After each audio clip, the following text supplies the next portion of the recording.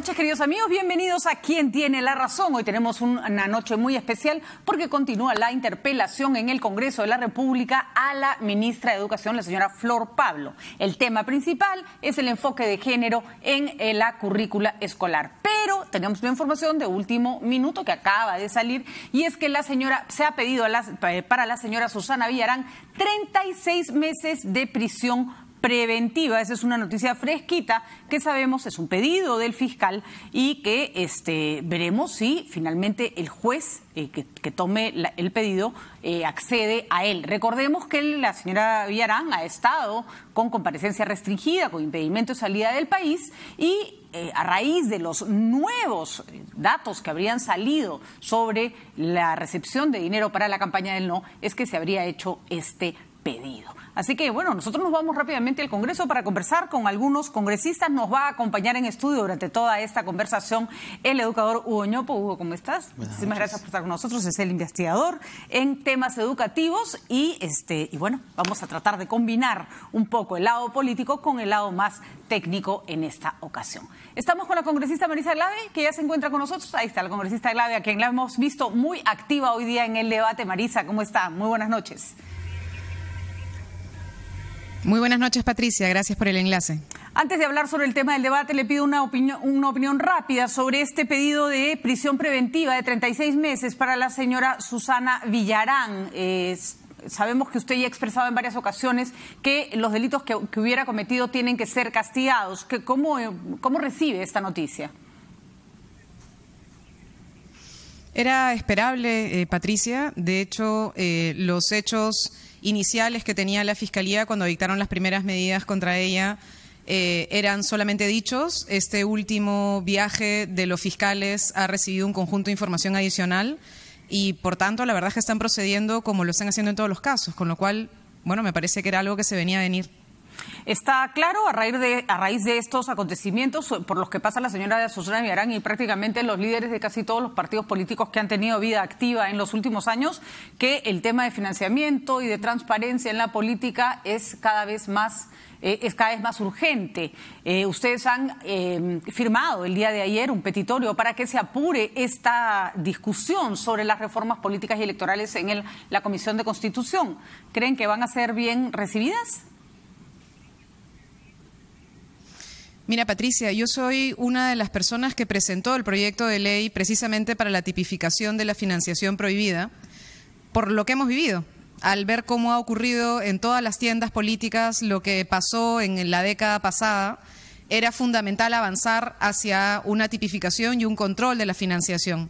Y soy también promotora del proyecto de ley que prohíbe que los privados paguen publicidad en televisión y que eso impida las campañas millonarias, ¿no? Pero la verdad es que yo creo que en la Comisión de Constitución tenemos un entrampe. La presidenta de la Comisión quiere un debate global del código, digamos, que creo que es interesante, no digo que no. Lo que pasa es que hacerlo así, de aquí a final de esta legislatura, que es a principios de junio, no nos va a permitir tener un debate de fondo de 4 o 5 temas clave que merecen ser aprobados ahora, si es que queremos incluso modificaciones constitucionales, ¿no? De acuerdo. En términos personales, ¿qué sentimientos le genera el hecho de que la señora Villarán esté en esta situación? Porque trabajaron juntas. Me imagino que debe ser complicado tener que enfrentar un hecho como este. He dicho en más de una oportunidad, Patricia, que en realidad mis sentimientos personales no son importantes ahora. Creo que lo que importa ahora es que la ciudadanía en general vea que cualquier persona que haya tenido responsabilidad y que haya pasado por los actos que todos estamos conociendo después de las declaraciones del señor Barata, tienen que recibir la sanción que la justicia crea. De acuerdo, congresista Glave. Entramos al tema educativo, que es el tema de hoy en el Congreso de la República. La hemos escuchado con mucha paciencia y mucha docencia mostrar algo fundamental, que todas esas cosas que asustan a algunos congresistas que están tergiversando algunos grupos y algunos colectivos con respecto a lo que habría en los textos de educación, existen en la currícula escolar y en los planteamientos de educación desde los 90.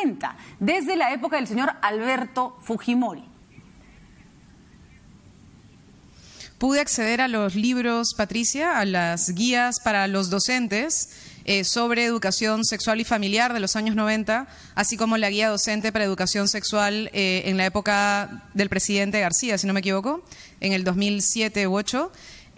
Y lo que he podido comprobar es que los 3 pilares que pretenden vender algunos, como la ideología de género, que incluso han dicho que es un neoterrorismo, que supone la diferencia entre el sexo biológico, la identidad de género, los roles de género y la orientación sexual. Estos 4 elementos los denunciaron en el Pleno y, claro, son 4 elementos que están exactamente así redactados desde los 90 en los textos para guía a los docentes en nuestro país. Nosotros hay que recordar que el Perú en el año 95 estuvo presente en una conferencia internacional. De hecho, el presidente Fujimori fue el único que fue a esa conferencia en Beijing, donde se aceptó que el Perú formaba parte de este pacto de lucha contra la violencia a la mujer y de aceptar la transversalización del enfoque de género. Y desde ahí hemos venido trabajando muchísimo en nuestro país para que esto se introduzca en la educación y nos permita el cambio de fondo que necesitamos, Patricia. Porque aquí en este Parlamento hemos aprobado leyes para endurecer las penas contra los violadores. Hemos dicho que un violador de una niña o de un niño menor de 14 años va a tener cadena perpetua y seguimos teniendo casos terroríficos, incluso de padres, de tíos, de primos, que violan a niñas de 12 años, de 10 años en el último año.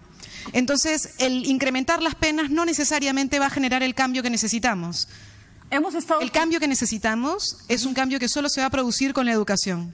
Hemos escuchado las intervenciones de diversos congresistas. Debo confesarle, estábamos acá con Hugo Ñopo conversando, que si bien hay mucha desinformación, no ha habido agresividad, lo cual ya es un alivio.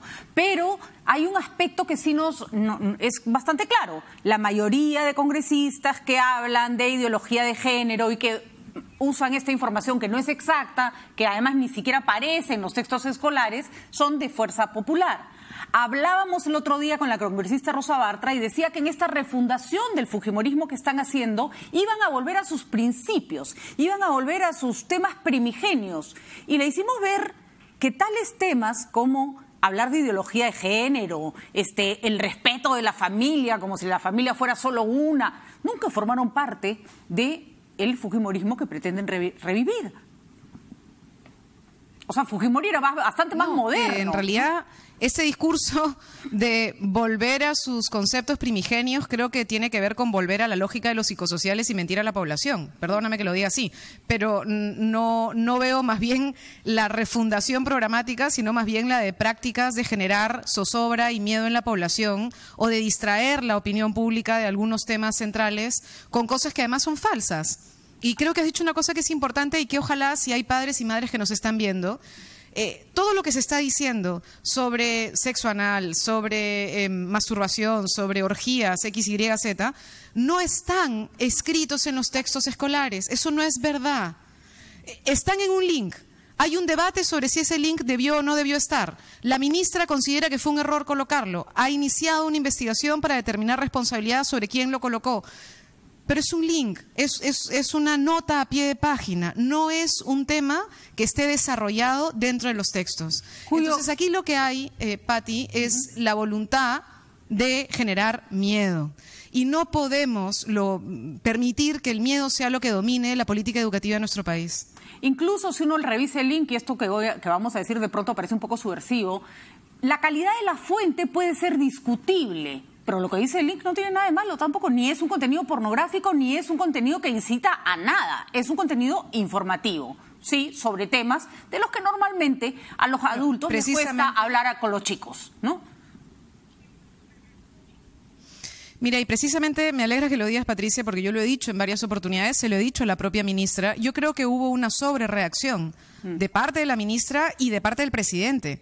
El mensaje a la nación del presidente de la República diciéndoles a los padres que esto era una barbaridad, en realidad eso era una barbaridad, porque él tenía que llamar a la calma y defender lo que se ha defendido durante tanto tiempo en un ministerio que ha tenido 500 cambios, pero que desde hace décadas viene intentando educar en igualdad.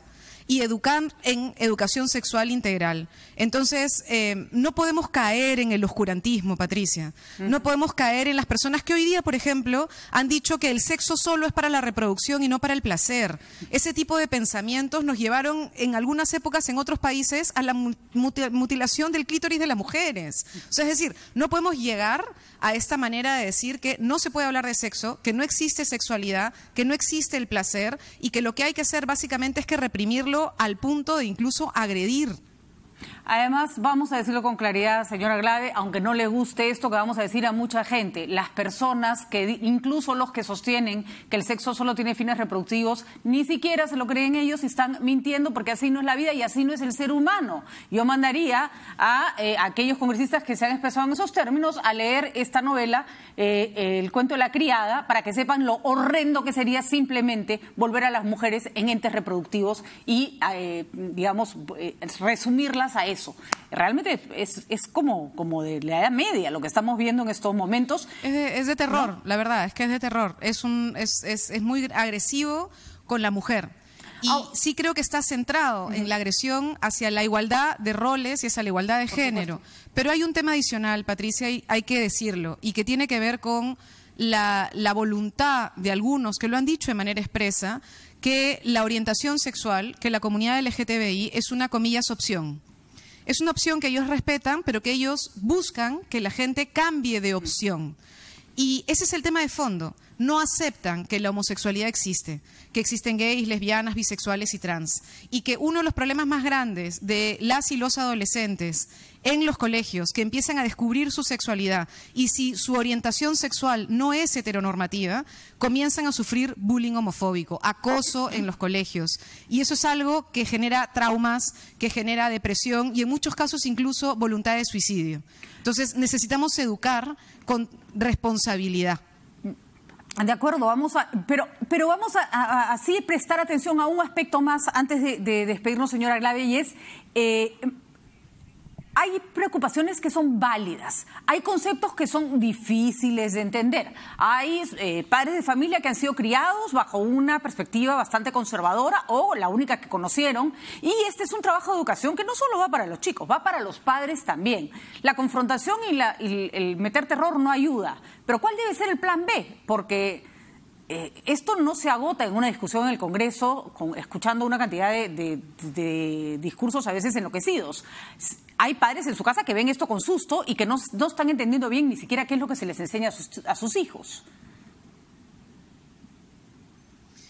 Mira, Patricia, es fundamental la escuela de padres, es fundamental que el Ministerio de Educación también permita un trabajo y acompañamiento con los padres y con las madres. Primero, no son todos los padres que se están oponiendo a una educación sexual integral, eso creo que hay que decirlo con claridad. Hay muchísimos padres y madres, como por ejemplo el colectivo Madres en Acción, que ha salido abiertamente a pedir precisamente que se mantenga el enfoque de género y la educación en igualdad, ¿no? Pero sí se tiene que trabajar con ellos y con ellas y permitirlos involucrarse en la educación. Pero su involucramiento en la educación, Patricia, no puede ser, como algunos han dicho, si yo quiero, mis hijos se educan con enfoque de género y si no quiero, no. Y eso lo ha dicho la Corte Suprema. La Corte Suprema, en la última sentencia emitida sobre la acción que realizaron el colectivo Con mis hijos no te metas frente al enfoque de género, fue decir que el Estado peruano tiene que garantizar la educación en principios constitucionales. Y que dentro de estos principios constitucionales está la no discriminación y que en la interpretación de convencionalidad, es decir, tomando en cuenta los convenios que hemos suscrito, nosotros no podemos no reconocer la existencia de la comunidad LGTBI y no podemos no reconocer que hay diferencias de género en nuestro país basada en la identidad de género y en los roles de género. Y que eso se tiene que educar y que eso no es parte del debate, Patricia. Es como si alguien me dijera, un padre vinculado a una organización racista que cree, por ejemplo, que hay una diferencia entre los blancos y la población indígena y que me pueda decir, yo voy a educar a mi hijo en los principios racistas porque yo creo que los blancos son superiores a las poblaciones indígenas. Así que la parte del enfoque intercultural no se la vaya a enseñar. Eso no lo podemos permitir. Bueno, porque es un tema de principios fundamentales de nuestra Constitución. La tarea es ardua, no solo existe en el Perú, hay que reconocerlo. Estamos en el mundo frente a una suerte como de regresión con respecto a algunos temas. Hay gente que quiere que se enseñe en el colegio que la Tierra es plana. Vamos a luchar no contra las diversidades de opinión, sino contra la desinformación. Ese debe ser, creo, el propósito. Muchísimas gracias, congresista Glade, por estar con nosotros esta noche y por la claridad expresada en sus argumentos. Buenas noches. Muy buenas noches, congresista. Hugo Ñopo con nosotros para analizar lo que hemos conversado con la congresista Glade y tratar de ver todos los aspectos. Hugo, ¿cómo estás? Buenas noches. Buenas noches, Patricia. Y tremendo tema el que nos convoca el día de hoy. Múltiples aristas. Dentro de todo, yo quisiera subrayar lo que ya subrayaste. Hoy hemos visto un Congreso, estamos viendo un Congreso menos altisonante, menos beligerante. Eso es bueno, es bueno. Subrayemos eso bueno. Todavía tenemos mucho camino por recorrer, pero ese aspecto me parece bien importante subrayar. Sobre el punto 2, la cantidad de desinformación, porque el problema no está en las creencias que puede tener uno, ¿no es cierto? Uno puede tener las creencias, pertenecer a las religiones que mejor le parezca, eso está fuera de discusión. Pero el Estado tiene que definir una política educativa, no para llenarles a los chicos la cabeza de cosas perniciosas, sino para formar ciudadanos con determinadas características. Y en ese enfoque está el enfoque de la diversidad en múltiples aspectos.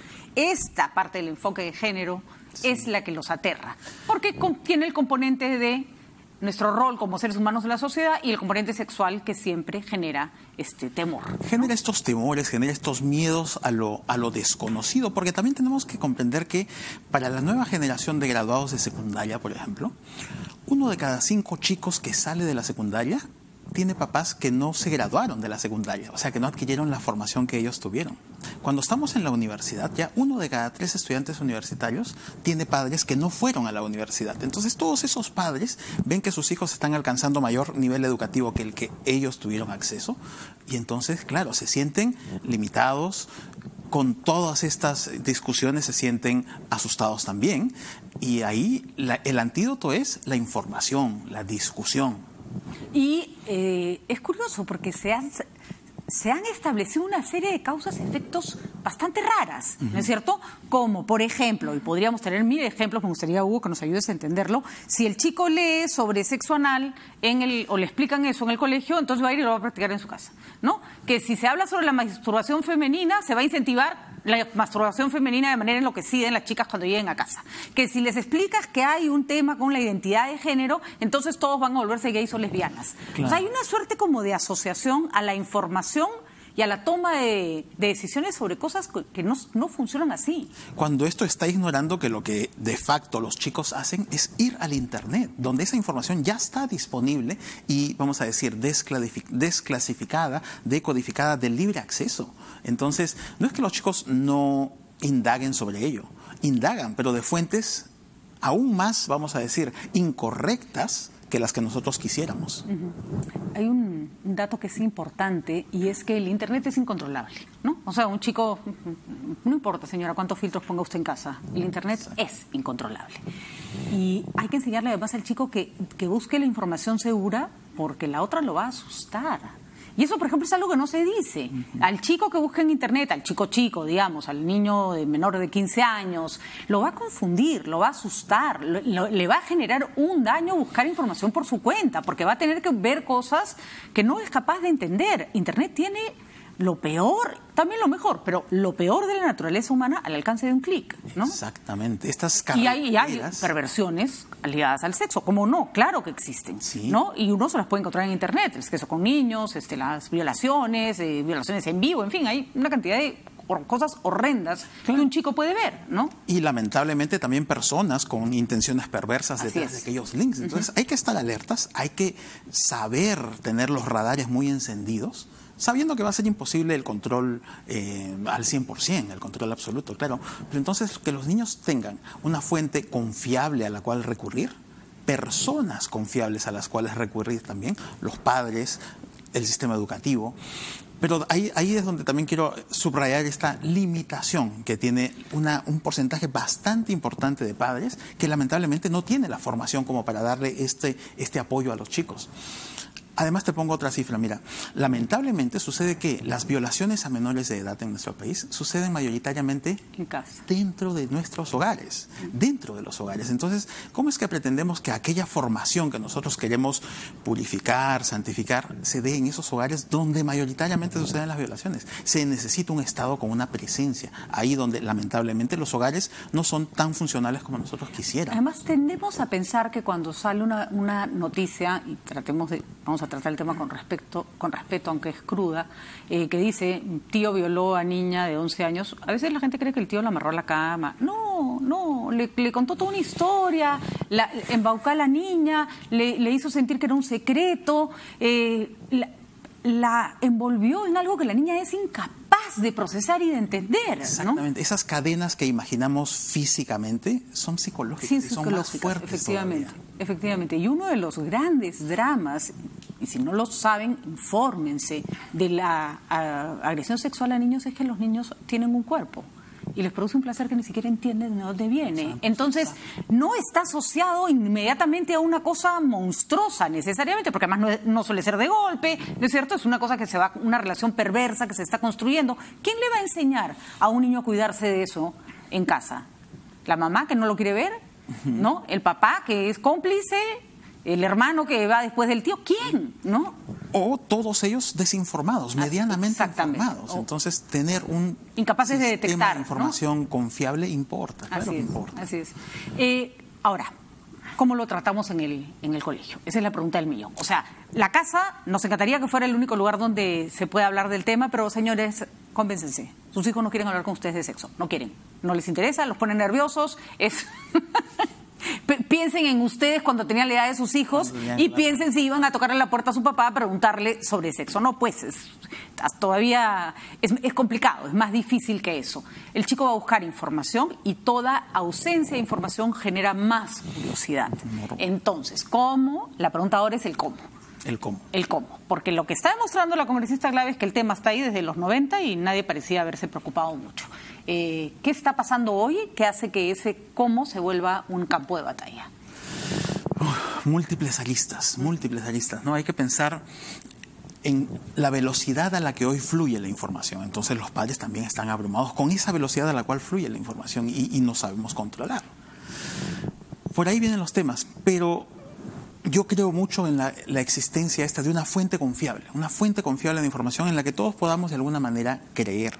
Va a haber diversidad y no todos vamos a estar de acuerdo de repente, porque sí, tenemos matices. Estar todos de acuerdo, además, ¿no? Lo que se busca es una equidad dentro de la diversidad, ¿no?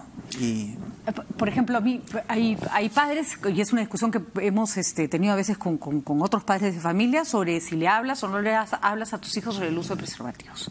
Entonces hay padres que quieren promover la abstinencia en sus hijos hasta, ¿no?, al mayor tiempo posible, y hay otros que dicen, no, yo no me las voy a jugar, porque si el chico quiere tener relaciones no lo voy a poder evitar, y yo le voy a decir que se ponga un preservativo. Ya, pero esa es una discusión sana.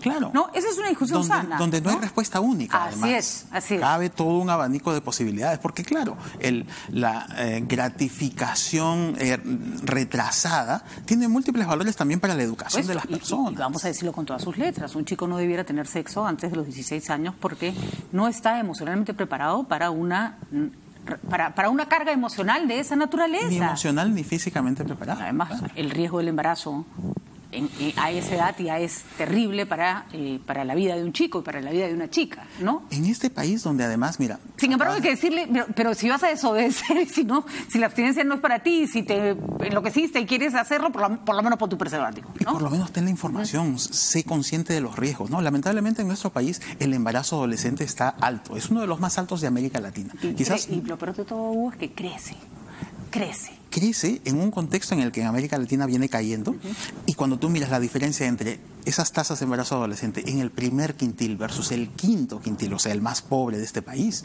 la diferencia es como de 9% a 32%. O sea, 1 de cada 3 adolescentes en los quintiles más pobres de este país se embaraza antes de los 16 años. Y probablemente tenga que ver con la falta de información y la falta de acceso a protección, ¿no? El acceso también es importante porque estos segmentos más bajos de los quintiles de ingresos están en la selva, en lugares de menor acceso, en lugares de más difícil llegada de la política pública. Entonces, donde si alguna política pública va a llegar, la que llega una vez al año, la de los textos escolares, pues pongámosla bien. Además, a mí me da risa cuando dicen, no, las selvas son más fogosas, una suerte como de, además, racismo sexual, ¿no? Y yo digo, no es fácil encontrar una farmacia donde venden un preservativo, ¿no? Te tienes que trepar en una canoa, irte 3 días remando y encima probablemente cuando llegues no tengas plata porque son otro tipo de economías. O sea, es muy compleja la situación, ¿no? Complejísima. Sí, la provisión en general del servicio educativo en la selva es mucho más complicada que la provisión del servicio educativo en la sierra o en la costa. Así es. Y el rol que está cumpliendo el ministerio, porque la ministra Flor Pablo creo que hoy día llegó con una actitud distinta a la que han llegado otros ministros que se han visto envueltos en la misma situación. Hay que decirlo también, ella llega después de varios ministros interpelados y el ministerio está haciendo una suerte de ensayo-error, viendo cuál es la táctica que mejor le funciona. ¿Se está posicionando mejor? Sí, a mí me gustó muchísimo el discurso de apertura, el reclamo institucional. Señores, respetemos la institución. Eso es bien importante, porque mira, aquí otro dato. Mira, en los últimos años, cada ministro ha durado en promedio 9 meses. La duración promedio de un ministro de Educación en este país es 9 meses. Ni siquiera un año completo, como para cumplir un ciclo dentro de un año escolar. No, 9 meses. Los países que han sido exitosos en las últimas 2 décadas en su educación tienen ministros de educación que han durado los periodos completos de un gobierno, 5 o 6 años. Aquí tenemos la 5ª o 6ª parte de duración. Esa altísima rotación no permite continuidad de las políticas en un sector donde lo más importante es precisamente la persistencia de las políticas. Las políticas tienen que ser de largo plazo, tienen que durar lustros, décadas. Bueno, interesante, y creo que tal vez una de las lecciones que tenemos que sacar el día de hoy es que uno tiene derecho a estar asustado. Uno tiene derecho incluso a estar equivocado. Lo que no tiene derecho es a estar desinformado, ¿no? Y de emitir opinión sobre la base de la ignorancia cuando la información está ahí para formarse un criterio y sobre esa información plantear una alternativa, decir, bueno, sí, las cosas son así, pero yo creo que podrían ser así, claro, ¿no? Donde además la información no dicta receta única. La información plantea un conjunto de posibilidades y ya son los padres los que optan por diferentes opciones. Vamos a conversar con Hugo Ñopo dentro de un momento, si es que es necesario entonces un texto único o podría haber textos que hacen más énfasis en algunas cosas que otras y que pueden ser de libre elección de los colegios. Veamos qué alternativas se pueden ofrecer para tratar de manejar este tema tan complejo. Pero vamos a pasear un ratito por las declaraciones que hubo en el Congreso a lo largo del día sobre este tema. Hubo de todo. Vamos adelante, señora Catalina, pónganos usted el resumen de hoy. Poniendo las cosas en su lugar, la función biológica del sexo y de su anatomía orgánica es la reproducción y no el placer. No nos interesa sus prácticas privadas. No nos interesa qué hace cada uno con su cuerpo. Han querido degradar a los niños, impedir la formación de su identidad sexual, llevarlo al placer carnal sin valores y sin reglas. El señor Vizcarra, para mí, su gobierno se llama incapacidad, ineptitud. Y su ministerio, para mí, se llama Sodoma y Gomorra. Señora ministra, si no tiene políticas educativas claras, renuncie. Le voy a decir bien claro porque quiero decirle al señor presidente de la República, si quiere tener los 3 poderes del Estado, que lo tenga. Y de una vez, que cierre el Congreso y punto. Y algún día Dios y el pueblo le pasará factura. Pero no vamos a permitir que no nos dejen de trabajar a nosotros que tenemos tanta necesidad en nuestras regiones. Yo termino diciendo acá, de una vez que se cierre el Congreso y basta. Yo no me voy, no le tengo miedo al presidente de la República ni al premier. Siendo un actor, no es político, pero a mí no me va a dar órdenes. Gracias, presidente. Vemos en exceso preocupaciones con respecto a este ejercicio, que es un ejercicio democrático. Nos preocupa que esta corriente de pensamiento está enclavada, no promueve la igualdad entre los sexos. Esta corriente de pensamiento lo que hace es impulsar la asexualización del ser humano. No es este Congreso de la República el que recibe a los funcionarios para maltratarlos o faltarles el respeto y cosas por el estilo. No es así. Así como nosotros le hemos escuchado, señora ministra, con atención, también pedimos respeto a nuestra forma de pensar. ¿En qué parte del proceso educativo han tenido una intervención activa y útil los padres de familia? Se dice, esta es una política de Estado. Lo que se quiere hacer y se ha venido haciendo de los últimos años es una política de gobierno. Pero a mí me llama la atención de que ahora desde el gobierno se diga que nosotros queremos con una interpelación detener el proceso de reforma educativa. Tendríamos que ser de verdad absolutamente irresponsables. La verdad que yo lamento que la información sea muy parcial, señora ministra. Haber promovido ese tipo de textos con información que resulta inútil, de repente hasta puede ser que desvíe los legítimos objetivos que tiene el enfoque de género, resulta altamente indignante.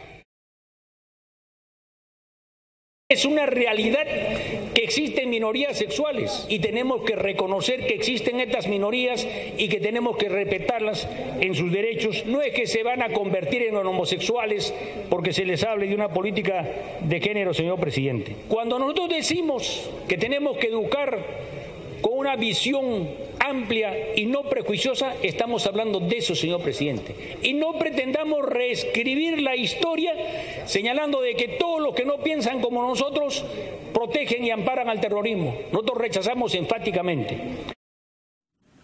Pero sería interesante, y me gustaría que Hugo Ñope me acompañe en esta reflexión, que los congresistas que tienen cierta confesión religiosa y que además viven y quieren y que el mundo gire alrededor de ella, porque hay muchas personas que tienen una religión y respetan las formas de pensar de otras personas, lo hagan evidente. La señora Arimborgo es pastora evangélica, es hija de evangélicos, es una mujer con una fortaleza en su fe y en sus creencias muy grande, que claro, la hace pensar que cualquier persona que tiene una relación sexual lo debe hacer solo para procrear y que quien siente placer debe irse a Sodoma y Gomorra. O sea, eso es lo que la señora ha planteado. Y la verdad que su pensamiento está muy lejos de ser representativo dentro de una sociedad que espera vivir dentro de un Estado no confesional, ¿no? Y ahí hay me parece, hay un conflicto de intereses, de quienes quieren de alguna manera que el Estado represente sus creencias religiosas, que está muy bien que las tengan, pero que no tienen que ser las de todos, ¿no? Claro, y preguntarse qué representatividad tiene esta señora, ¿no? ¿A qué segmento de la población representa? Todos tienen el derecho de que su voz sea canalizada, escuchada dentro de este foro y tal, pero nadie tiene derecho de imponerse sobre los demás, aplastar las opciones del resto, ¿no? Aquí lo que esto está resultando ser, y en ese sentido también es bien interesante, es este ejercicio de convivencia que tenemos que hacer más a menudo, ¿no? Claro. Todos tenemos que aprender a convivir mejor respetando las diferencias, respetando que no vamos a imponer a que todos se comporten de la manera como nosotros queremos. Es curioso porque no se entiende que la laicidad es neutra. ¿No?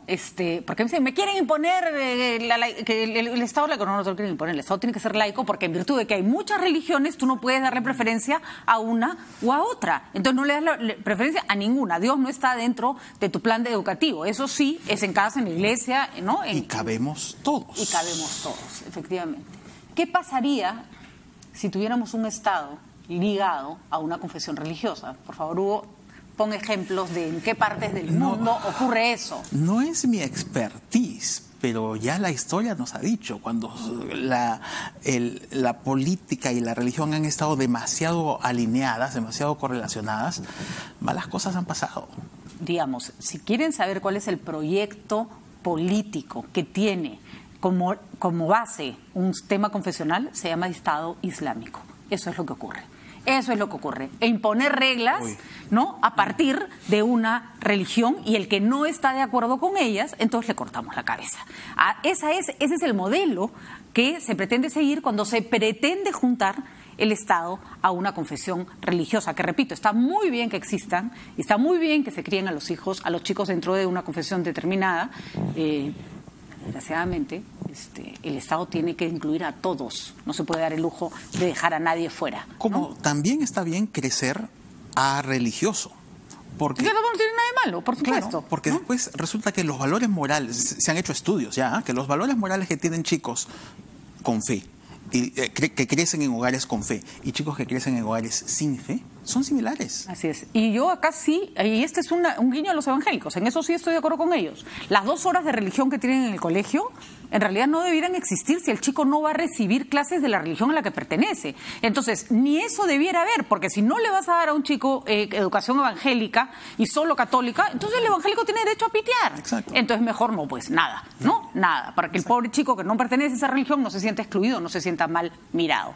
Pero esas son las cosas que tenemos que pensar. ¿Por qué el Estado plantea esto? Porque necesita una educación que incluya a todos, porque además somos un país sumamente diverso. Mauricio Mulder con nosotros desde el Congreso de la República, y hay que decirlo, el APRA tiene una visión más amplia, de mirada más amplia sobre el tema de enfoque de género. Pero con él queremos conversar brevemente sobre la noticia con la que abrimos el programa, que es una noticia que ha generado muchísimo impacto, y es que Fiscalía pide 36 meses de prisión preventiva para la señora Susana Villarán. Muy buenas noches, congresista Mulder. Nos interesa su opinión al respecto, antes de hablar de educación.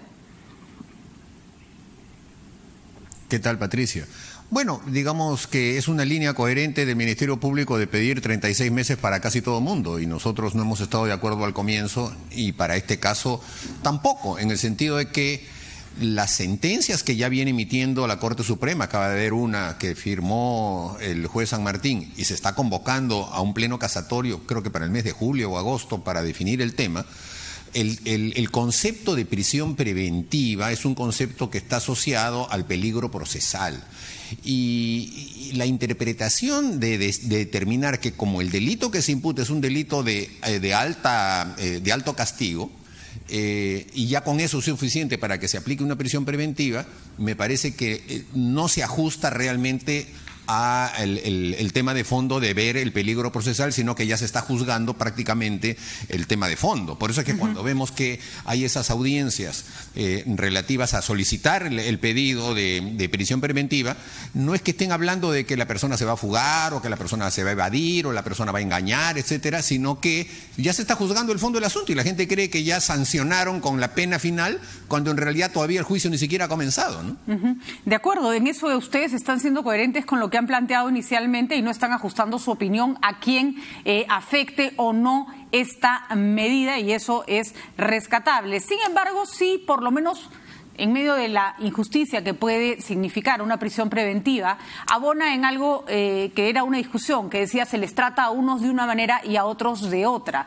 Parece que la Fiscalía está dispuesta a tratar a todos por igual, para lo malo, de acuerdo con su análisis, pero por igual. Dije que había... Claro, por eso dije que había cierta coherencia, entre comillas, entre lo que está practicando específicamente la Fiscalía de Lavado de Activos, que no es el mismo caso de otras fiscalías en donde se tienen conceptos más garantistas, ¿no? Muy bien, muy bien. Se ha culminado también la investigación que se hizo en Fiscalía sobre si en su momento la casa del expresidente García había sido motivo de seguimiento, chuponeo, digamos reglaje, y la conclusión a la que se llegó fue que finalmente eso nunca ocurrió. Me imagino que ustedes no quedan satisfechos con esta conclusión. Es una investigación que hacen ellos mismos, pues. En realidad, de qué otra manera iba a terminar? Pero no han podido explicar qué cosa hacía esa camioneta llena de equipos allí, no han podido determinar qué cosa hacía esa mochila que de una manera ostensible se la llevaron y qué cosa había ahí adentro. Bueno, el cuento de las botellas de agua que no se lo puede creer absolutamente nadie, y por tanto seguirá siendo ese un elemento en el que nosotros pediremos una investigación independiente para que se determinen preguntas no respondidas, ¿no? Esos equipos técnicos era para proteger a los que estaban ahí manifestando. Eso es un ridículo.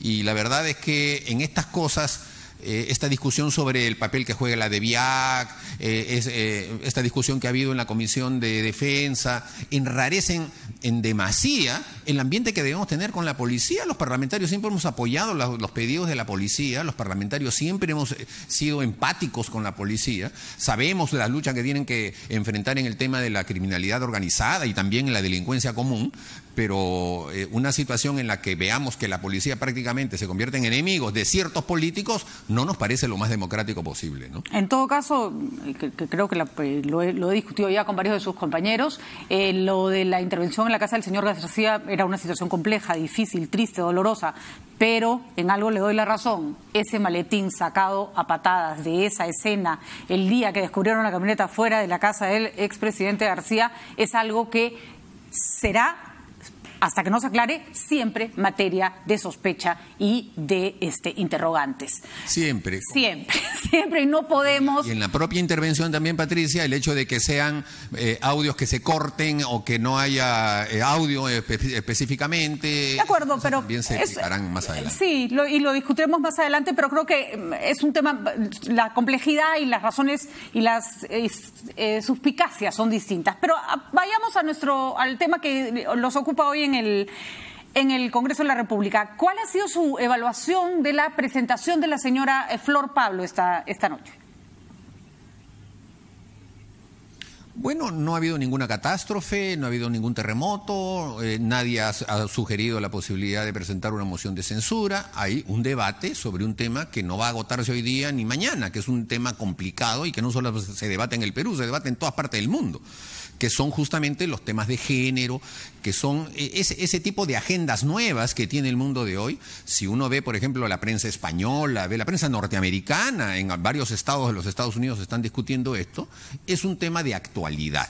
Y creo que yo lo he referido en función del criterio de que aquí hay temas confesionales que intervienen en este debate, además de temas que son constitucionales, y entonces uno va a tener que buscar caminos muy sutiles. Por ejemplo, pienso que yo, que soy una persona aconfesional, o sea, yo soy ateo, veo las cosas desde el ángulo de la sociedad y de los derechos constitucionales, considero que en función de ese criterio, cualquier persona tiene el derecho de sentirse en género como quiera, si es adulta, y que además hay que enseñarle a los menores de edad que eso se respeta, ¿no es cierto? O sea, que no se puede ni estigmatizar ni burlar a una persona que teniendo una apariencia se siente de un género de otra apariencia, y hay que respetar lo que las personas hacen con lo que sienten.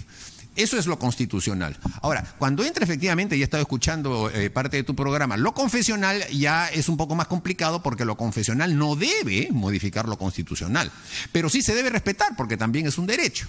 Y entonces tendríamos que ir hacia procesos que, por ejemplo, ahora se están debatiendo en Francia o se debate en países que son permisivos con la migración, como en el caso de la mayoría de los países europeos, en donde hay una discusión sobre el uso de la burka, sobre el velo, sobre la laicidad de la enseñanza, en algunos casos sí, en algunos casos no, la preeminencia de una determinada religión en algún país, tipo Polonia, por ejemplo. Y entonces allí nos damos cuenta que todavía ellos tampoco han resuelto el tema y que sigue siendo un tema polémico, y yo lo llevaría por el punto de considerar que el Estado debe ser laico, pero que al mismo tiempo el Estado debe ser respetuoso. Y por tanto, el respeto de los padres en que sus hijos reciban una determinada orientación en la educación debe verse en función de que, bueno, si usted quiere recibir ese tipo de religión o de confesión, se le dará. Y si usted no la quiere, no se le dará. Entonces, probar quizá con cursos que no sean obligatorios, o sean electivos, o sean de escogencia por parte de los padres, y ver si eso puede, digamos, distender un poco la situación. Y en todo caso... Lo que no se puede es imponerle así, mi criterio es este, y así se hace para todo el mundo, porque eso genera mucha conflictividad. Pero en todo caso sí se tiene que ponerse de acuerdo sobre ciertos mínimos que el Estado tiene que asegurarse que la gente conozca para no fomentar la discriminación, más allá de si queremos que el chico ahonde o no en determinados temas, o que reciba o no determinada, por ejemplo, información o formación religiosa.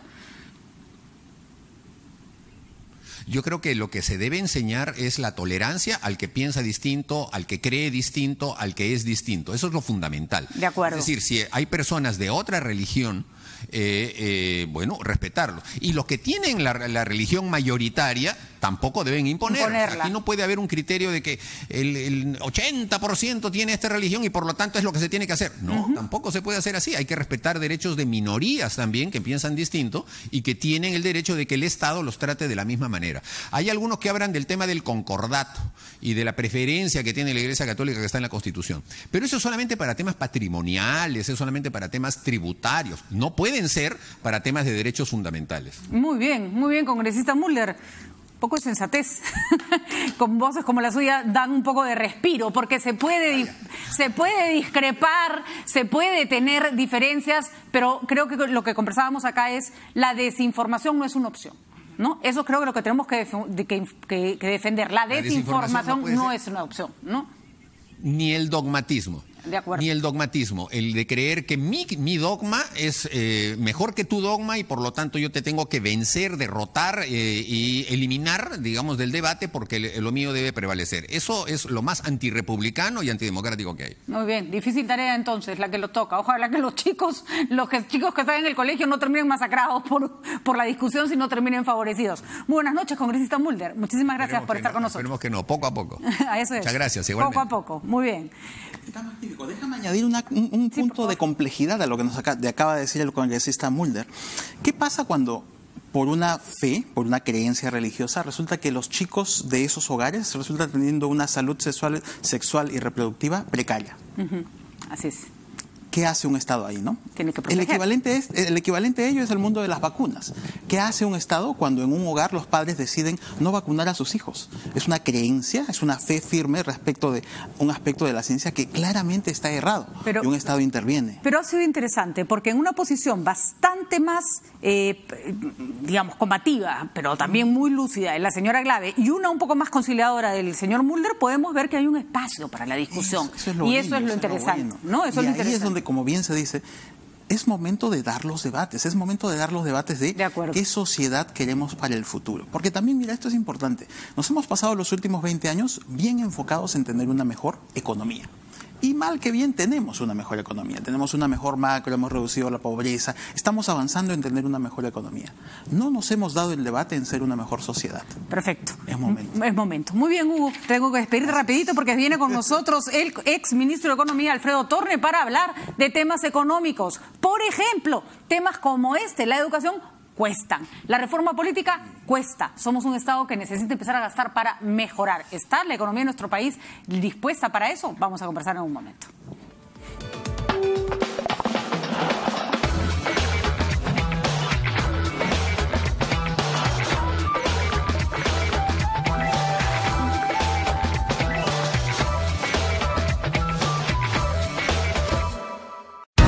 Otro año, lleno de retos y trabajo. Ha sido duro, pero el negocio va quedando listo. En mi camino siempre está Caja Arequipa, que me acompaña y me da un crédito al toque para estar preparada. Sabemos por qué chambeas. Caja Arequipa, impulsando tu bienestar. Para la mejor enfermera, maestra. No existe el regalo ideal, pero cuidar su salud es la mejor forma de seguir disfrutándola. Y en el mes de mamá, en la Clínica Cayetano Heredia, tenemos descuentos en todos nuestros servicios ginecológicos, ecografías y mamografías. Clínica Cayetano Heredia. Fabiola de la Cuba presenta su nuevo espectáculo, Tutaiquilla, Noche de Luna, este viernes 17 de mayo en el Gran Teatro Nacional. 300 artistas en escena. No te pierdas la más grande producción de música y danza peruana de todos los tiempos. Entradas en Teleticket. Solo 3 de cada 10 hogares peruanos cuenta con una conexión fija a Internet, colocando a Perú en el penúltimo puesto a nivel sudamericano de países con acceso a este servicio. Con miras al Bicentenario, es prioridad disminuir la brecha digital, mejorando la infraestructura y fortaleciendo las capacidades para beneficiarse de las tecnologías de la información. RPP presenta el segundo Foro Integración al Bicentenario, porque un Perú mejor conectado es necesario para el desarrollo en igualdad de sus ciudadanos. Segundo Foro Integración al Bicentenario, organizado por RPP. Con el compromiso de Movistar. ¿Qué idioma habla el Perú? Ogari Matsigenga Oniagani Magaygetiro Perope. Perú marca Aymarazo. Perú ka achuaran chichaba. Perú suyuja jesguasimitan reman. El Perú no solo habla español. Revaloricemos nuestras lenguas y mantengamos viva nuestra historia. 27 de mayo, Día de las Lenguas Originarias del Perú, junto a Pluspetrol y RPP.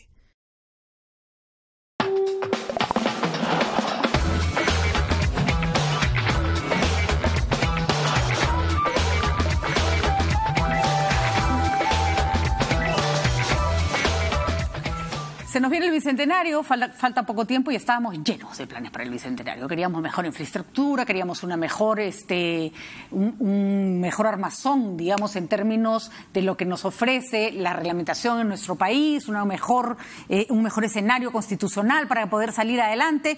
Y entre niños costeros, cambios de presidentes, problemas con la inversión, la verdad no sé si vamos a llegar a un 2021 como mejor país. Y Alfredo Torne está con nosotros, él es economista, ex ministro de Economía además, y ha escrito un interesante artículo en El Comercio, Un mendigo en un banco de oro, y hay que decirlo, debe ser de las personas mejor informadas sobre cómo anda la economía en el país últimamente. Alfredo, un gusto tenerte con nosotros esta noche. Muy buenas noches, Patricia. Bueno, esta era mi casa, acá estuve casi un año. Esta es siempre tu casa. Gracias. Sí, bueno, Alfredo, cuéntame un poco lo que ves en este momento. Estamos frente a un país paralizado, estamos frente a un país que crece a pesar de las circunstancias por los factores externos, o estamos siendo un país que tiene algo nuevo que ofrecer realmente en términos de crecimiento económico. Uy, mira, yo creo que somos un país con suerte, la verdad. O sea, creo que el 2018 fue un muy buen año. Yo diría por razones muy específicas. Tuvimos un muy mal año el 2017, los precios de los minerales subieron, en fin, siempre hemos dicho nosotros los economistas que Dios es peruano, ¿no? Sin embargo, yo pienso que si no nos preparamos, como el muchacho que no hace la tarea, pues se va a sacar 0,5 en el examen, ¿no? Y yo pienso que no nos estamos preparando y el entorno internacional cada vez se pone más complicado. Estamos a punto de que Estados Unidos y China declaren una guerra comercial.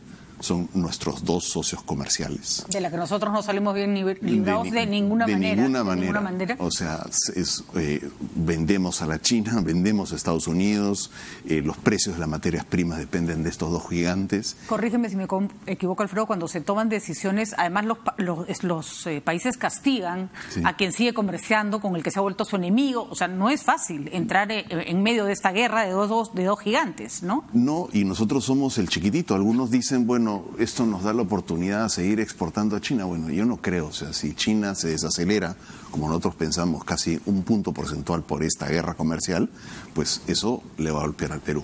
Pero yo pienso que la razón por la cual traigo esto a la mesa es que nosotros tenemos que buscar nuevas fuentes de crecimiento que nos permitan precisamente compensar por estos, nosotros los economistas le llamamos estos shocks exógenos, ¿no? Y esa es la parte de la tarea que yo la verdad es que no la veo. ¿Proyectos mineros? Mira, los proyectos mineros vienen y van a venir. El artículo, lo que tú mencionas, trata de darle una mirada distinta al tema de los proyectos mineros. Es decir, esto no es una simple negociación entre un grupo de comuneros y una empresa. El Estado tiene que tener presencia, hoy día no la tiene, no está haciendo su tarea, y el Estado tiene que arbitrar entre los comuneros que necesitan beneficiarse de estos recursos mineros y los mineros que también los quieren sacar. Hoy día, y creo que lo hemos visto, por ejemplo, en el debate, los primeros 60 días de las Bambas, el Estado dijo que este no era su problema, ¿no? Y yo pienso que sí es su problema, tener problemas. Sobre todo su problema, ¿no? Mira, más que nada, el problema del Estado es asegurarse que los beneficios lleguen a la población. Hoy día, por ejemplo, leí un artículo del Economist que me pareció muy interesante, en el que dice que le pregunta en Barómetro, le pregunta a todos los países de América Latina si creen en la democracia. 40% decía que creía en la democracia. Después de haberlo dicho hace un año, 60%. Si creían en la democracia de sus países, 25%. Yo pienso que si no tomamos en serio que necesitamos hacer un país completo, es decir, todos nos necesitamos beneficiar, entonces esto no es viable, esa es mi visión. Hay una cosa que se empieza a volver como una suerte de círculo perverso, y es saber que el lugar donde vives produce mucha riqueza, ¿no? Las Bambas producen mucha riqueza. No sentir que esa riqueza te regresa, ¿no? Por una ineficiencia del Estado. Y a eso sumémosle que en medio de todo este laberinto hay unos escándalos de corrupción que involucran autoridades enormes. Entonces, claro, la persona que está parada cerca de la mina, que no tiene luz, no tiene agua, no tiene teléfono, no tiene servicios básicos, el colegio es pésimo, la posta no te pueden operar, dice, obviamente va a estar frustrada, porque esa gran riqueza que se produce a su costado, que está muy bien que se produzca, no significa nada para él, nada. Más aún si tú eres dueño del terreno donde se está desarrollando esa mina, ¿no? Yo pienso que el Estado, en mi opinión, se tiene que poner los pantalones y realmente tiene que diseñar un plan mucho más de largo plazo. O sea, tenemos un corredor minero que nos podría hacer abundantemente ricos y lo deberíamos de explotar, pero deberíamos de poner en la balanza las cosas que queremos extraer de ese proyecto. Alfredo, pero la pregunta del millón es siempre ¿cómo? Porque tenemos, si en el gobierno central tenemos incapacidad para manejar recursos, si los grandes ministerios, que ya tienen un historial de trabajo, de cómo trabajar mucho más afiatado, no gastan todo su presupuesto, y a veces pensamos en un gobernador regional, en un alcalde provincial, que ha manejado pobreza durante más o menos lugares donde se ha administrado pobreza y les llegan ingentes cantidades de dinero, y también estamos esperando de pronto, juzgándolos como que no saben hacer las cosas, cuando en realidad para nadie es fácil manejar los temas de infraestructura y desarrollo en el país. ¿Por dónde empezamos? A ver, o sea, no somos el primer país que depende de las materias primas. Depende Australia de las materias primas, depende Canadá de las materias primas, depende Nueva Zelanda, y deben de ser los países más diversos y más inclusivos que conozco. Y lo han logrado. Entonces, la respuesta a tu pregunta es, ¿se puede? Sí, se puede, ¿no? La pregunta es ¿cómo? ¿No? ¿Por qué no podemos? Yo planteo en el artículo que hay 4 cosas que deberíamos de tocar. Uno, son los derechos de propiedad, ¿no? Hoy día tenemos que los campesinos son derecho del suelo y el subsuelo es un derecho que el Estado puede otorgar a los mineros. Están separados. Hernando de Soto plantea que los dos deberían estar juntos. Claro, como Estados Unidos, el que descubre petróleo en su terreno es millonario. Yo pienso que, claro, que ese es un problema, porque si una comunidad, simplemente por el hecho de haber nacido en esa comunidad, se hace rica y la comunidad al costado no tiene nada, entonces estamos en un problema. A mí me parece que tenerlo, el suelo y el subsuelo separados, es una oportunidad. De acuerdo. Pero lo que sí debemos hacer es registrar esa propiedad. Solamente el 40% de la propiedad de los comuneros está registrada. Y darle al comunero la posibilidad de negociar. En segundo lugar, lo que plantea un artículo es que tiene que haber un adelanto social. No puede ser que el canon, el sobrecanon, las regalías se pague en el momento en que entra en producción la mina. Debería entrar en el momento en que se plantea la inversión, desde adelante. Y de la misma manera que tenemos devolución del IGB para la mina, deberíamos de tener adelanto social para el comunero. Claro. Tercero, nos tenemos que ser más eficientes en la ejecución. No podemos culpar, y lamentablemente yo lo he visto en la prensa, que hay un grupo de gobiernos regionales que subejecuta, o municipios que subejecutan.